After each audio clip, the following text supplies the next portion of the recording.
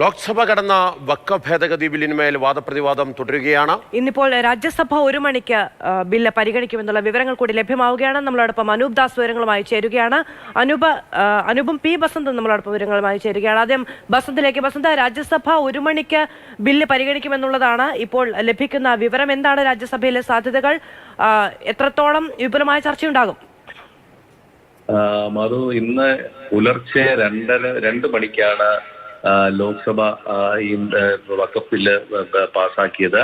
ആ ബില്ല് ഇന്ന് ഉച്ചതിരിഞ്ഞ് 1 മണിക്ക് രാജ്യസഭയിൽ അവതരിപ്പിക്കാനാണ് ഇപ്പോൾ സർക്കാരിന്റെ തീരുമാനം. 1 മണിക്ക് അവതരിപ്പിച്ച് 8 മണിക്കൂർ ചർച്ച നടത്തി ബില്ല് ഇന്ന് തന്നെ പാസാക്കിയെടുക്കുക എന്നുള്ളതാണ് ഇപ്പോൾ സർക്കാർ ലക്ഷ്യമിട്ടിരിക്കുന്നത്.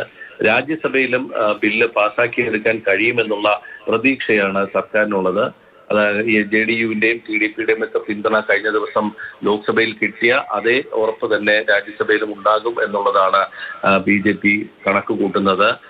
കണക്ക് വെച്ച് നോക്കുകയാണെങ്കിൽ മുൻതൂക്കം ലഭിക്കും എന്നുള്ളത് തന്നെയാണ് BJPയുടെ പ്രതീക്ഷ.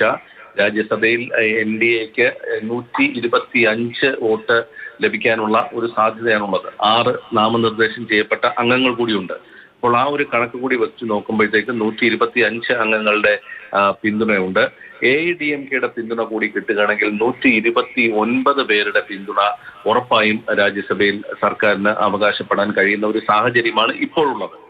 അതേസമയം പ്രതിപക്ഷത്ത് 107 വോട്ടുകൾ വരും. അതായത് നിലവിൽ കഴിഞ്ഞ 17ാം ലോക്സഭയിൽ സർക്കാരിനൊപ്പം ഉറച്ചു നിന്ന ബിജു ജനതാദൾ, YSR കോൺഗ്രസ്, തെലങ്കാനയിലെ BRS, അതുപോലെ തന്നെ BSP തുടങ്ങിയ അംഗങ്ങളുടെ ഒക്കെ പിന്തുണ കൂടി കിട്ടുകയാണെങ്കിൽ 107 വോട്ട് പ്രതിപക്ഷത്തിന് രാജ്യസഭയിൽ ലഭിക്കും.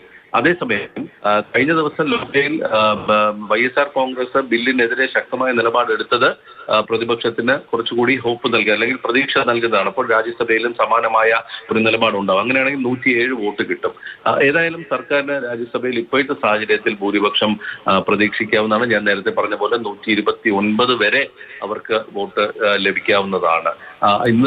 ഇന്ന് രാത്രി കൊണ്ട് തന്നെ മിക്കവാറും നാളെ പുലർച്ചെ ഇന്ന് ലോക്സഭയിൽ ഉണ്ടായ പോലെ തന്നെ നാളെ പുലർച്ചയോടുകൂടി ഇത് പാസ്സാക്കിയെടുക്കാനായിരിക്കും സർക്കാരിന്റെ നീക്കം.